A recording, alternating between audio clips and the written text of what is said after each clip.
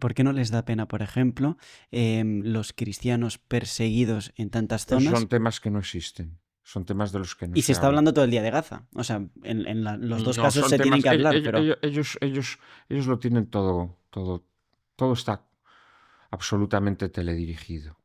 Todo está absolutamente teledirigido. Pero incluso fíjate, el tema de Gaza. Yo, como sabes, me he pronunciado totalmente en contra de las medidas, a mi modo de ver, salvajes, con las que el Estado de Israel ha Ujú, tratado a los palestinos a lo largo del tiempo y concretamente en esta crisis, ¿no? ujú, Pero fíjate que después del tema de Gaza surge el tema de Siria. ¿M? ujú.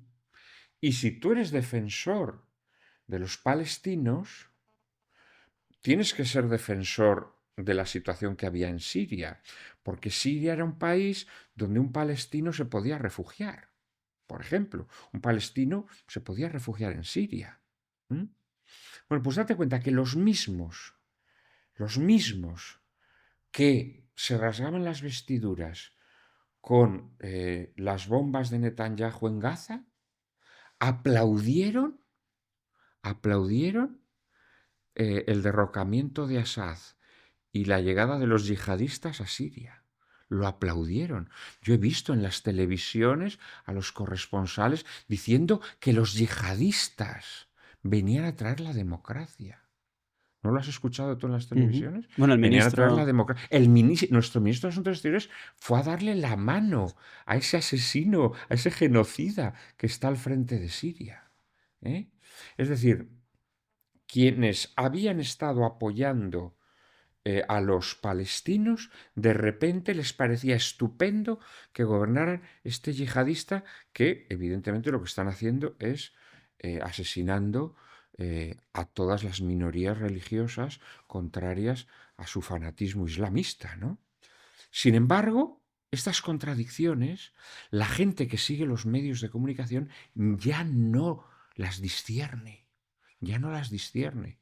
¿Eh? Y los progres que denunciaban el asesinato de los palestinos no denuncian el asesinato de las minorías religiosas en Siria, como no denunciaron en su día en Irak, etcétera, etcétera, ¿no? Es decir, son personas que ya tienen toda capacidad de discernimiento anulada, porque los medios de comunicación buscan precisamente convertirte en un zombie, que obedeces, eso sí, a consignas ideológicas concretas, ¿no? Que a ellos les interesan, ¿m?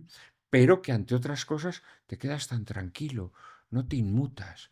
A mí, por ejemplo, en medios progresistas en los que yo colaboraba, se me utilizaba cuando yo condenaba eh, los bombardeos a los palestinos, a la población civil palestina, o se me utilizaba cuando yo me rebelaba contra las palabras de mi ley, contra la justicia social, por ejemplo. Entonces, ahí te aplaudían, pero cuando soltabas otras opiniones sobre otras cuestiones, te silenciaban. ¿Me entiendes? No te dejaban ni hablar, o ni siquiera sacaban los temas. ¿Sabes? Es una manipulación constante. Entonces, para una persona como yo, es muy incómodo participar en estos aquelarres, ¿sabes? Es muy incómodo, primero, porque intelectualmente es indigno, ¿sabes? No puedes expresarte sobre las cuestiones importantes y en cambio, por ejemplo, en los programas de corte progresista siempre hay, siempre, una cuestión para denigrar aquellas personalidades políticas que ellos juzgan peligrosas o que pueden enardecer a los suyos. Por ejemplo, Isabel Díaz Ayuso. ¿Sabes? A mí Isabel Díaz Ayuso hay cosas en las que me parece bien, otras en las que me parece mal, en fin. Pero claro, era una cosa muy cansina, ¿sabes? Siempre se ponían a despotricar de Isabel Díaz Ayuso. Siempre, sistemáticamente. A veces por cuestiones serias, a veces por cuestiones banales, a veces porque Isabel Díaz Ayuso había dicho pues, una palabra salida de tono, ¿sabes? Siempre, sistemáticamente, por ejemplo, ¿sabes? También es verdad que durante años en los medios de derechas ocurría exactamente lo mismo con Pablo Iglesias. Siempre, sistemáticamente, había que denigrar a Pablo Iglesias.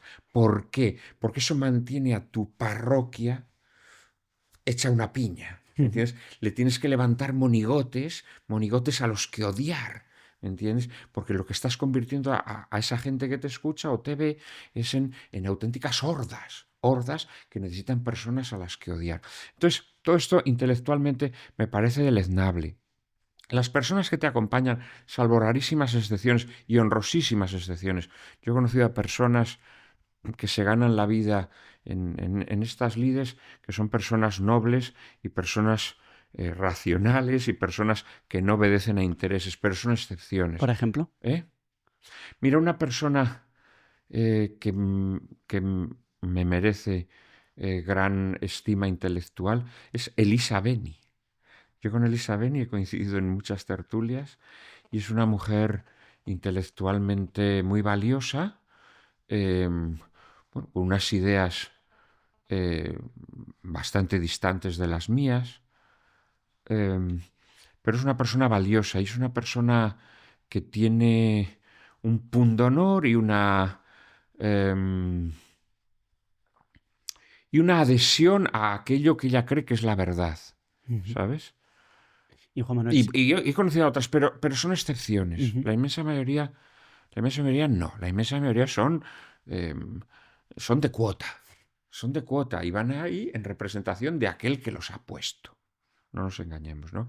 Y luego lo que a mí me parece más denigrante ya no es, digamos, el bajo nivel intelectual, la imposibilidad de hablar de cuestiones de fondo, sino el darte cuenta que estás contribuyendo a una labor de destrucción social, de que estás contribuyendo a la fanatización de la gente, ¿sabes? Que estás contribuyendo a que esas personas que te están escuchando, que están siendo manipuladas porque se les sustraen muchos temas de debate y solamente se ponen aquellos que interesa a la línea editorial del medio en cuestión, esas personas te das cuenta que se está fomentando en ellas su conversión en chacales, ¿sabes? En chacales que odien sumariamente, como yo te decía, ¿no?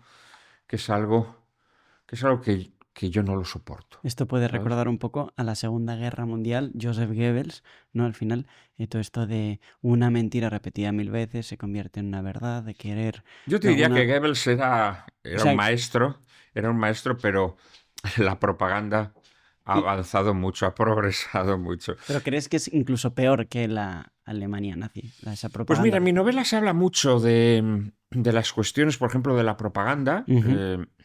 La propaganda alemana trataba de ser muy...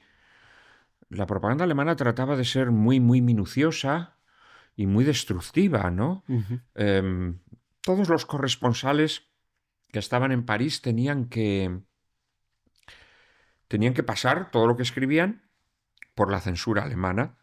Y una vez que esto pasaba, pues ya mandaban sus crónicas a sus respectivos medios y luego también podía haber censura en el país donde luego eso se iba a publicar, ¿no? Pero desde luego todo tenía que pasar la censura alemana. Entonces, efectivamente, había temas que no se podían tratar y temas que sí se trataban. Exactamente igual que hoy en día, la verdad. O sea, yo, en los medios en los que he estado, hay temas que nunca se trataban, ¿sabes? Y de hecho, si los sacabas tú, se producían situaciones embarazosas, porque eran temas vetados. Si te ha gustado este corto, tienes la entrevista completa en pantalla y en nuestro canal. Muchísimas gracias.